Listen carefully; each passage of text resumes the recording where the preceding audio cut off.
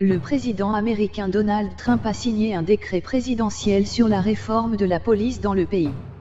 Le président Trump a signé mardi un projet de réforme dans la roseraie de la Maison-Blanche.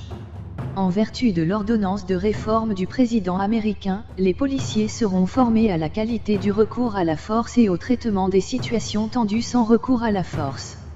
L'ordonnance de réforme de la police a également indiqué qu'un système permettant au personnel de police de travailler avec des volontaires sociaux serait mis en place. Le président américain Donald Trump a également discuté de l'ordre à la Maison-Blanche avant de signer mardi le projet de loi de réforme. Il a déclaré que la réduction de la criminalité et l'augmentation des capacités de la police n'étaient pas deux choses contradictoires. Cependant, une police sécuritaire est essentielle pour une société sûre. Le président a déclaré que cette ordonnance encouragerait les services de police de tout le pays à adopter les normes professionnelles les plus élevées afin de pouvoir servir la société. Selon lui, cette norme sera la plus forte et la plus élevée du monde. Le président Donald Trump a déclaré qu'un système serait créé dans lequel la police et les volontaires sociaux travailleraient ensemble. Des volontaires sociaux seront également envoyés sur les lieux avec des policiers pour les sans-abri, les malades mentaux et d'autres cas complexes pour aider les policiers à gérer la situation.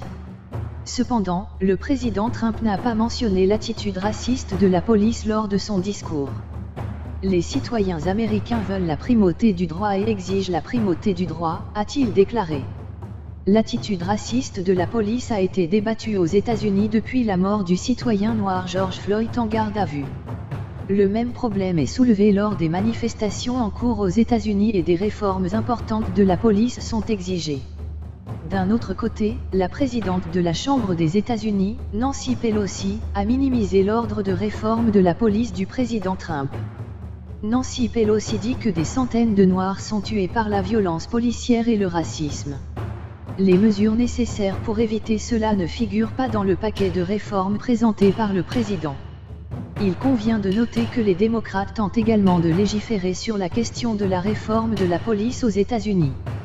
Les démocrates ont également présenté un projet de loi au Congrès américain sur la question.